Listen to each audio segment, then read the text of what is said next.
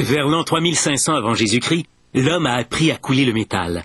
On a appelé cette période « âge de bronze ». Une des plus anciennes sculptures de bronze est celle de la tête du roi Sargon, de Mésopotamie. Plusieurs civilisations ont honoré leurs rois et leurs dieux avec des statues de bronze. Mais le maître absolu fut sans doute le sculpteur français Auguste Rodin. Ses œuvres du XIXe siècle semblaient plus vivantes que leurs modèles. Aujourd'hui, le bronze a toujours une place de choix en art moderne.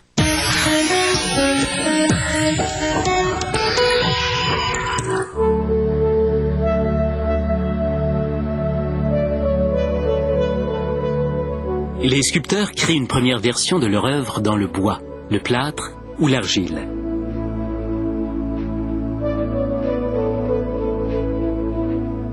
Ils l'enrobent ensuite d'un lubrifiant, puis d'un caoutchouc synthétique ou, si vous préférez, du silicone. Celui-ci met 6 heures à durcir.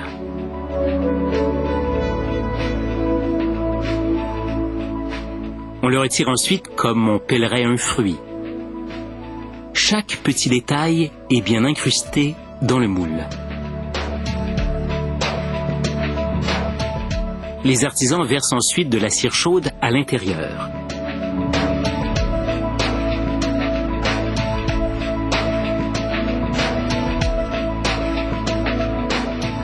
En 15 minutes, la voilà déjà solidifiée. On obtient alors une réplique exacte de notre sculpture.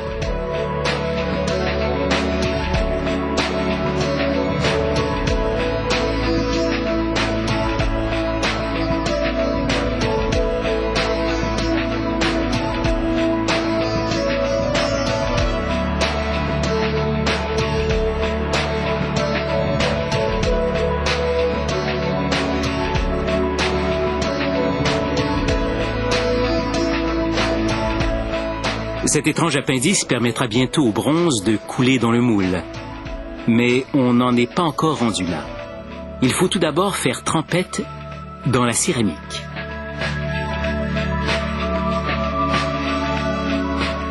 Sans oublier le silice en poudre qui renforce l'enrobage.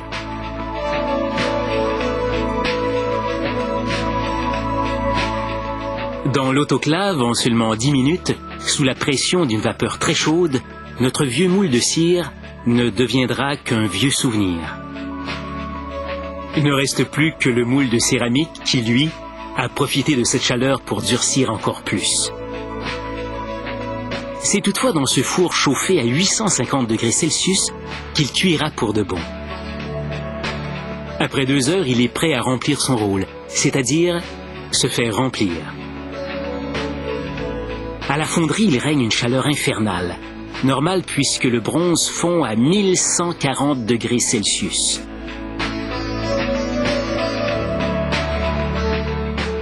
On le verse soigneusement dans le moule.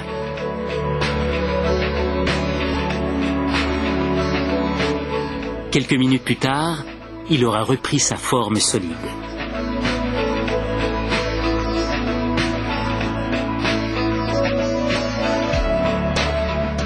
La voici notre belle statue de bronze.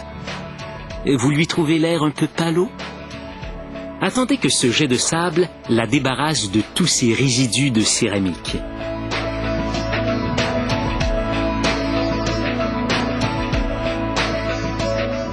On scie le petit canal qui a permis de couler le bronze.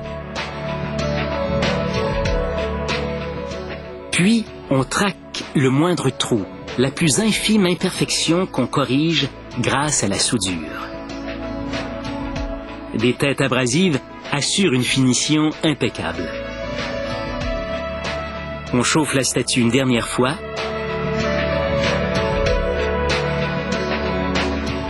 Puis, on l'asperge d'une substance acide. Cet enrobage, qu'on appelle une patine, met en valeur les reflets chatoyants du bronze et toute la richesse de sa couleur.